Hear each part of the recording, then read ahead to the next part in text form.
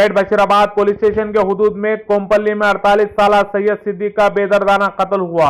सिद्दीक हफ्ते के बाजार में स्टैंड लाइट किराए पर देता था। चंद महीने पहले कुछ लोगों से उसका झगड़ा हुआ था।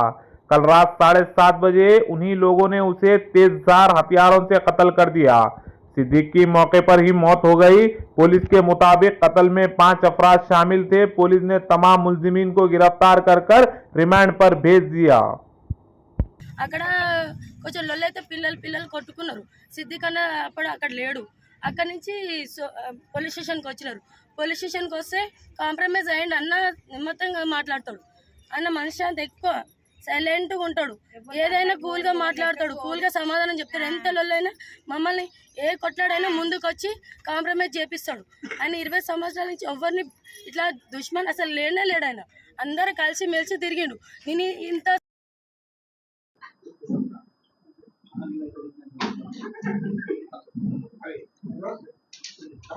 స్టేషన్ పరిధిలో నిన్న అనగా ఆదివారం సాయంత్రం 7:45 ప్రాంతంలో కోంపల్లిలో ఉన్నటువంటి సెంట్రల్ పార్క్ వెజిటబుల్ మార్కెట్లో అందరూ వ్యాపారం చేసుకుంటూ కూరగాయలు అమ్ముకుంటున్నటువంటి ప్రాంతంలో, జన సమూహం ఉన్నటువంటి ప్రాంతంలో ఎలాంటి భయం లేకుండా కత్తులతోటి ఒక వ్యక్తిని పాశవికంగా పొడిచి చంపడం జరిగింది.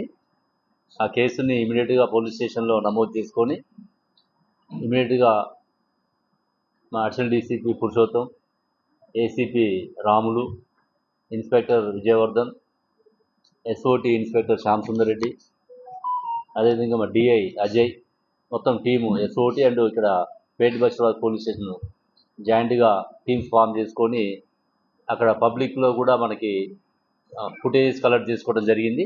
ఆ ఫుటేజ్ ఆధారంగా ఇమీడియట్గా పర్సన్స్ని ఒకరిద్దరిని ఐడెంటిఫై చేసుకొని వాళ్ళ ద్వారా మొత్తం 5గురిని అదుపులోకి తీసుకోవడం జరిగింది. ఇందులో మనం వివరాలు చూసినట్లయితే ఇక్కడ మనకి చనిపోయినటువంటి వ్యక్తి సయ్యద్ సిద్దికి. ఇతనికి 33 సంవత్సరాలు ఉంటాయి, 38 ఇయర్స్. అంటే మెయిన్ రైవల్రీ ఏంటంటే వీళ్ళ మధ్య ఇద్దరు కూడా, ఇప్పుడు మృతుడికి తర్వాత నేరస్తుడికి ఇద్దరు కూడా ఈ వెజిటేబుల్ మార్కెట్లో నైట్ పూట ఈ ఛార్జింగ్ లైట్స్ రెంట్కి ఇచ్చేటువంటి ఏజెంట్స్ ఉంటుంది, ఏజెంట్లుగా పనిచేస్తారు వీళ్ళు. ఆ రెంట్కి ఇచ్చే దాంట్లో ఇద్దరి మధ్య పోటీ జరుగుతున్నది.